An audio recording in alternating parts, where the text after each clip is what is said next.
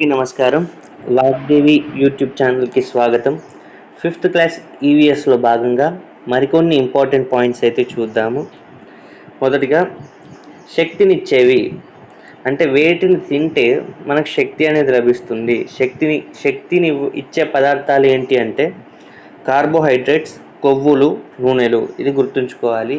శక్తినిచ్చేవి అని మనకు కింద ఆప్షన్స్ కూడా ఇస్తాడు. మనం గుర్తుంచుకోవాలి కార్బోహైడ్రేట్స్, కొవ్వులు, నూనెలు. అలాగే ఇక్కడ పెరుగుదలకు ఉపయోగపడేటి ఏంటి అంటే ప్రోటీన్లు అంటే మాంసకృత్తులు. ఇది కూడా మనం గుర్తుంచుకోవాలి. తర్వాత ఆరోగ్య పరిరక్షణ, వ్యాధి నిరోధక శక్తికి తోడ్పడేవి ఏంటి అని అంటే విటమిన్లు, ఖనిజ లవణాలు. అంటే ఇవన్నీ కూడా మనం గుర్తుంచుకోవాలి. కార్బోహైడ్రేట్స్ కానీ, కొవ్వులు కానీ, నూనెలు కానీ ఎందుకు ఉపయోగపడతాయంటే శక్తిని ఇవ్వడానికి. తర్వాత ప్రోటీన్లు అంటే మాంసకృత్తులు ఇవి ఎందుకు ఉపయోగపడతాయి? ప్రోటీన్స్ అంటే పెరుగుదలకు. ఓకే. తర్వాత ఇక్కడ విటమిన్లు, ఖనిజ లవణాలు దేనికి ఉపయోగపడతాయి అంటే ఆరోగ్యాన్ని పరిరక్షించడానికి, అలాగే వ్యాధి నిరోధక శక్తిని ఇవ్వడానికి విటమిన్స్ కానీ, ఖనిజ లవణాలు కానీ ఉపయోగపడతాయి. ఈ పాయింట్స్ అన్నీ కూడా గుర్తుంచుకోవాలి. తర్వాత మనం చూస్తే ఇక్కడ కంటి వైద్యం చేసే డాక్టర్ని ఏమంటారు? ఓకే. అంటే ఇప్పుడు మనకి ఇట్లా ఇవ్వచ్చు కదా ఆప్షన్స్ కూడా కింద. కంటి వైద్యం చేసే డాక్టర్ని ఏమంటారు అని కింద, లైక్ ఆప్థమాలజిస్టా, ఈఎన్టీఆ, డెర్మటాలజిస్టా, సో ఏమంటారు అని అడగచ్చు. సో ఆప్షన్ వచ్చేసి ఆప్థమాలజిస్ట్. అంటే కంటి డాక్టర్ అంటాం కదా, ఆప్థమాలజిస్ట్. కంటి వైద్యం చేసే డాక్టర్ని ఆప్థమాలజిస్ట్. ఇది గుర్తుంచుకోవాలి. అలాగే చెవి, ముక్కు, గొంతు వీటిని చూసే డాక్టర్ని ఏమంటారు అని అంటే ఈఎన్టీ వైద్య నిపుణులు. ఈఎన్టీ అంటే మనకు గుర్తుంటుంది కదా, ఈ అంటే ఇయర్, ఎన్ అంటే నోస్, టీ అంటే థ్రోట్. అట్లా చెవి, ముక్కు, గొంతు చూసే డాక్టర్ని ఈఎన్టీ అని అంటారు, ఈఎన్టీ వైద్య నిపుణులు. తర్వాత చర్మ సంబంధ వ్యాధులు, ఓకే, స్కిన్కి రిలేటెడ్గా ఏదైనా డిసీజెస్ కానీ ఇట్లా వస్తే చూసే డాక్టర్ని ఏమంటారంటే డెర్మటాలజిస్ట్. ఇది కూడా గుర్తుంచుకోవాలి. ఇక్కడ కళ్ళను ఆప్థమాలజిస్ట్, చెవి, ముక్కు, గొంతుని ఈఎన్టీ, తర్వాత చర్మ సంబంధ వ్యాధులకు సంబంధించిన డాక్టర్ని డెర్మటాలజిస్ట్ అంటారు. ఇక్కడ నెక్స్ట్ పాయింట్ వచ్చేసి గబ్బిలం. గబ్బిలం రాత్రిపూట సంచరిస్తుంది. మనం చూస్తుంటాం కదా జనరల్గా నైట్ పూట గబ్బిలాలు అయితే తిరుగుతుంటాయి. తాను చేసే శబ్దాలు తన దారిలోనున్న అడ్డంకులకు తగిలి వెనుకకు రావడాన్ని గ్రహించి తన మార్గాన్ని మార్చుకుంటుంది. అంటే ఎట్లా అంటే, సో నైట్ తను ఇట్లా వెళ్ళేటప్పుడు అది ఒక రకమైన సౌండ్ అయితే చేస్తుంది. సో ఆ సౌండ్ ముందుకు వెళ్ళినప్పుడు ఏమైనా అడ్డంకులు ఉంటాయి, లైక్ ఒక వాల్, ఓకే, ఒక గోడ అట్లాంటిది ఏమైనా ఉంటే ఆ సౌండ్ అనేది వెనుకకు వస్తుంది కదా. అంటే తను చేసే సౌండ్ ముందుకు వెళ్ళి అక్కడ ఏదైనా ఉండేది ఉంటే గోడ లాంటిది ఏదైనా కానీ అది రిఫ్లెక్ట్ వెనుకకు వస్తుంది. మళ్ళీ వచ్చినప్పుడు గబ్బిలం అక్కడ ఏదైనా ఉంది, అడ్డంకి ఉంది అని తెలుసుకొని తన రూట్ అయితే మార్చుకొని వెళ్తుంది. సో అలా తన ప్రయాణం అయితే కొనసాగిస్తుంది గబ్బిలం. సో ఈ పాయింట్ అనేది చాలా ఇంపార్టెంట్. తను చేసే శబ్దాలు తన దారిలోనున్న అడ్డంకులకు తగిలి వెనుకకు వస్తుంది.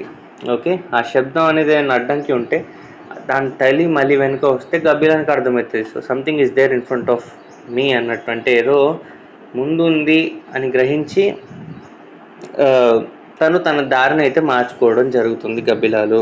ఇది గుర్తుంచుకోవాలి. ఇక్కడ మళ్ళీ ఇంకో ఇంపార్టెంట్ పాయింట్ మనకు తెలుసు, దంత అమెరికా గురించి. అంటే లైక్ డెంటల్ది ఇది అడుగుతారు క్వశ్చన్, ఎట్లా ఉంటుంది అంటే 2123 మనకు తెలుసు కదా, 32 టీత్ అనే 32 పళ్ళు ఉంటాయి. సో అవి ఎన్ని రకాలు ఎలా ఉంటాయంటే మనకు తెలుసు 4 రకాలు: ఇన్సిజర్స్, కెనైన్స్, ప్రీమోలార్స్, మోలార్స్. అంటే కొరుకు దంతం, కోర దంతం, నములు దంతం, విసురు దంతం. సో ట్రిక్ ఏంటంటే 2123 అంటే 2 ఇన్సిజర్లు అంటే కొరుకు దంతాలు, ఒక కెనైను, ఓకే, మళ్ళీ 2 ప్రీమోలర్స్. కెనైన్స్ అంటే కోర దంతం, 2 ప్రీమోలర్స్ అంటే నములు దంతం, 3 మోలార్స్ అంటే విసురు దంతం. అంటే ఇదేంటి, ఇప్పుడు ఫర్ ఎగ్జాంపుల్ మనం ఒక లోయర్ జాక్ తీసుకున్నాం. లోయర్ జాకి ఇటు హాఫ్ సైడ్ అంటే 2123 లాగా ఉంటుంది. మళ్ళీ ఇటు హాఫ్ సైడ్ కూడా అంతే, అంటే 8 + 8 16 అన్నట్టు. అంటే కింద 16 ఉంటాయి, పైన 16 ఉంటాయి కదా పళ్ళు. సో అట్లా మనం చూసుకోవాలి. కింద 2123 ఫార్ములా ప్లస్ 2123 ఫార్ములా ఒక సైడ్. ఇప్పుడు మన కింది అంటే ఇది మన లోయర్ జా తీసుకుంటే ఈ కింది దాంట్లో హాఫ్ సైడ్ ఏమో 2 1 2 3 ఉంటుంది, మళ్ళీ ఇటు హాఫ్ 2 1 2 3 ఉంటుంది అన్నట్టు. సో అట్లా మనం గుర్తుంచుకోవాలి 2 1 2 3 ఫార్ములా అనేది. సో కింద ఈ 2 1 2 3 అంటే మనకు తెలుసు 2 + 1 3, 3 + 2 5, 5, 5 + 3 8. సో ఇటు కింది దాంట్లోనే ఒక సైడ్ 8 పనులు ఉంటాయి, ఇంకో సైడ్ 8 16 కదా. సో పైన దాంట్లో కూడా అంతే, ఒక సైడ్ 8 ఇంకో సైడ్ 8 16, మొత్తం 32. ఇట్లా మనం ఏ పనులు ఎన్ని ఉంటాయి కూడా గుర్తుంచుకోవాలి. ఈ ట్రిక్ అయితే గుర్తుంచుకోవాలి, 2 1 2 3. ఓకే, అట్లా ఇది 8 + 8 అంటే 16 కింద 16 పైన, ఒక్కొక్కటి ఎన్ని పనులు ఉంటాయి అన్నీ కూడా మనం గుర్తుంచుకోవాలి. తర్వాత ఇంత అడుగుతారు, అందుకే చాలా ఇంపార్టెంట్ ఈ క్వశ్చన్. ఎన్ని రకాలు ఉంటాయి, సో ఎంత ఉంటాయి, పైన ఎన్ని ఉంటాయి పనులు, అట్లా అన్ని క్వశ్చన్స్ అన్ని రకాలుగా క్వశ్చన్స్ అయితే అడగవచ్చు. సో ప్రతిది కూడా మనం గుర్తుంచుకోవాలి. సో ఇక్కడ మిల్క్ టీత్ కూడా అడగవచ్చు. అదేంటంటే మిల్క్ టీత్ ఎన్ని ఉంటాయి చిన్నప్పుడు అంటే అట్లా అడగవచ్చు. 2102 అనే ఫామ్లో గుర్తుంచుకోవాలి. ఇది మాత్రం మనకు జనరల్గా అడల్ట్స్కి 2 1 2 3 అయితే గుర్తుంచుకోవాలి. తర్వాత నెక్స్ట్ పాయింట్, శరీరంలోని అతిపెద్ద అవయవం ఏంటి అంటే చర్మం. ఇది తప్పకుండా గుర్తుంచుకోవాలి. శరీరం డైరెక్ట్ క్వశ్చన్ అడగవచ్చు, శరీరంలోని అతిపెద్ద అవయవం ఏంటి అంటే చర్మం. తర్వాత ఇక్కడ మానవుని చర్మం దాదాపు 1.5 చదరపు మీటర్ల వైశాల్యం అయితే ఉంటుంది. సో డైరెక్ట్ ఈ క్వశ్చన్ కూడా అడగవచ్చు, చర్మం ఎంత వైశాల్యం కలిగి ఉంటుందంటే 1.5 చదరపు మీటర్లు అని గుర్తుంచుకోవాలి వైశాల్యం. అలాగే ఎంత బరువు ఉంటుందో అడగవచ్చు, 4 కిలోల బరువు వరకు అయితే చర్మం అయితే ఉంటుంది. సో ఇది రెండు ఇంపార్టెంట్, 1.5 చదరపు మీటర్ల వైశాల్యం ఎంత అంటే ఇది 1.5 చదరపు మీటర్లు వైశాల్యం.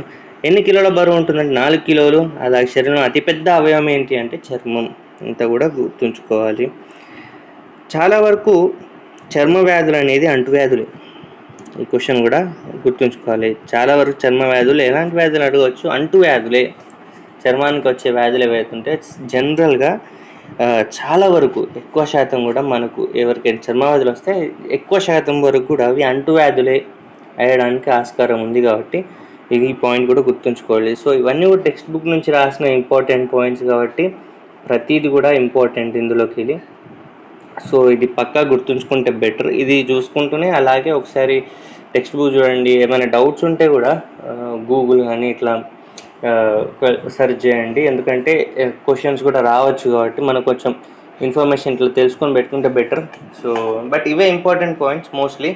ఇది టెక్స్ట్ బుక్ కూడా చూడండి, లాస్ట్లో రివిజన్ కూడా ఉపయోగపడవచ్చు, ఇప్పుడు ఉపయోగపడవచ్చు. So all the best. And like చేయండి వీడియోని, షేర్ చేయండి, సబ్స్క్రైబ్ చేయండి. ఒకసారి అయితే మీకు ఏమైనా డౌట్స్ ఉంటే కామెంట్స్ రూపంలో తెలపండి, ఏమైనా తప్పులు ఉంటే క్షమించండి. ఒకసారి అయితే చూడండి టెక్స్ట్ బుక్లో కూడా ఈ పాయింట్స్ కూడా, అలాగే గూగుల్ అట్లాంటి వాటిలో కూడా. So thank you so much.